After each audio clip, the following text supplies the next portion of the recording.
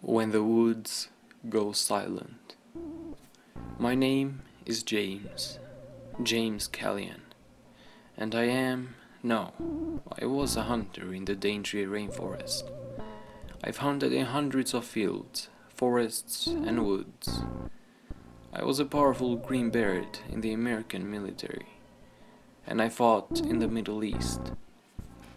I have over 50 souls hovering over my head, which might explain why this happened to me. Now, with the backstory out of the way, let's begin. I enjoyed hunting at night, preferably alone. It gave me memories of my time in the military, without the constant yelling of my section to each other and the other side of a sandy, blown-up village. I had moved to Australia after my discharge from the army. I went ghost after not wanting to return to that hellhole. Do not get me wrong. I loved the army, but I was done killing my own kind. That mentality is what got me into hunting. I hunted in the local woods and quickly moved to bigger forests and other wooded areas. I loved killing deer, rabbits, whatever I could get to. The feeling of eating what you caught by yourself was rewarding to me. This night in particular started off no different. I woke up from a 2-hour nap and began to ready up my gear. Compass, water, Springfield, revolver, hunting knife, it was all there. I gathered a few less important pieces of equipment and headed out to my truck. As I turned on the truck, the digital clock in the middle of the console read 11:17, around the same time I had always left my house for hunting. I kept riding down the side road to the forest as usual.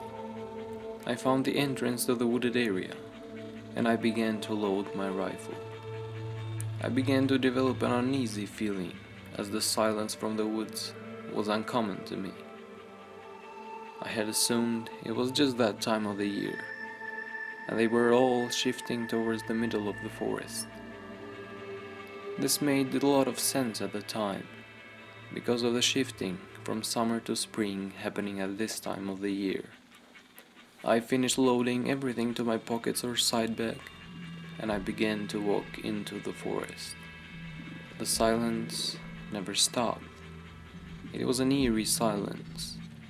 Nothing but branches under me made a sound. Not even crickets were sending their annoying noises through the grass. There was nothing. That's when the faint smell of burning hit me.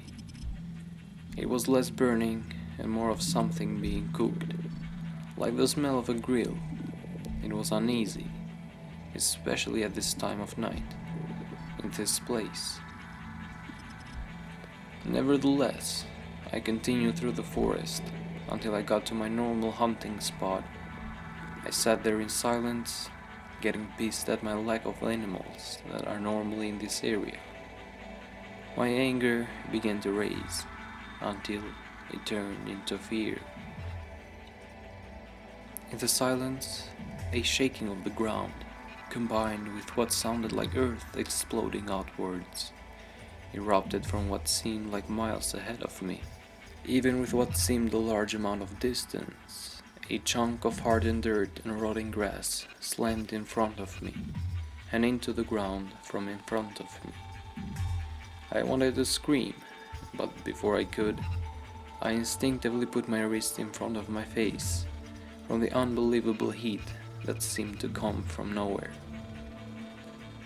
I had no other choice but to turn around and begin heading for my truck. Even when gaining distance, the heat never changed, and it felt like my shirt was gonna burn off my back at any second. That's when another tremor, followed by shattering of the ground, occurred. It was notably closer, with shards of a tree that had been blown off by the force had shot straight into my leg. I collapsed to the ground and got caught up in a tangle of roots and vines. I panicked before grabbing my hunting knife and cutting through the roots, then the vines. Every second, the heat was growing worse and worse.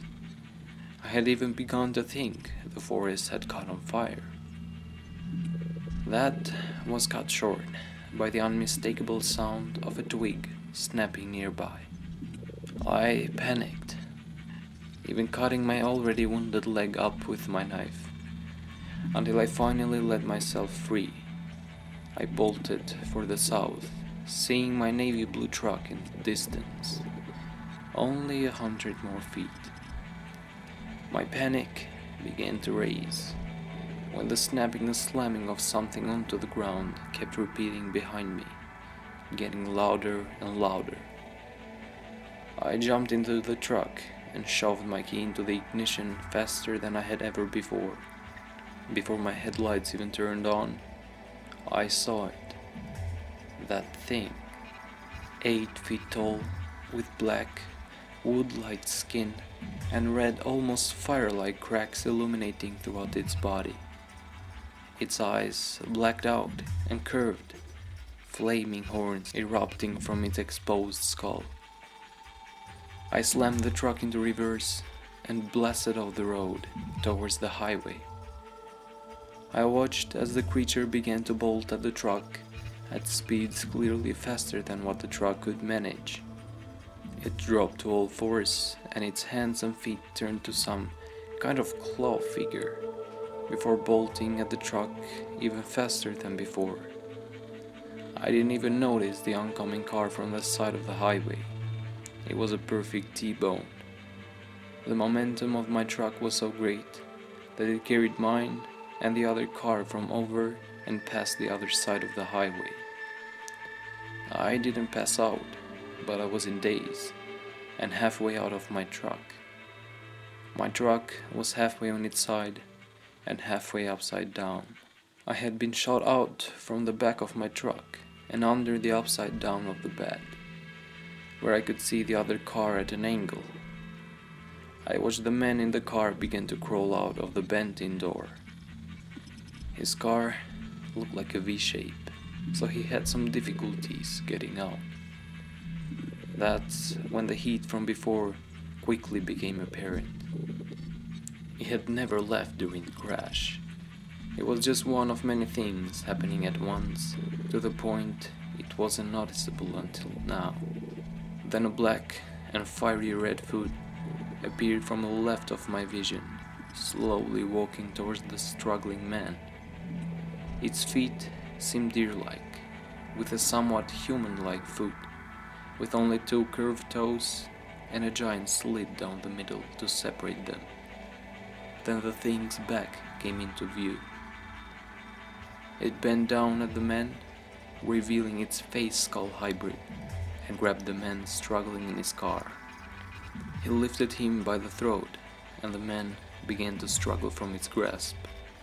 It then wiped out its right arm and quickly formed it into a blade. The man began to panic even more. I had to think fast. I turned around, reaching into the cabin of my truck, and grabbed my revolver, and within half of a second of turning, I fired. The creature recoiled back and dropped the man. It let out a roar, louder and deeper than anything I had ever heard.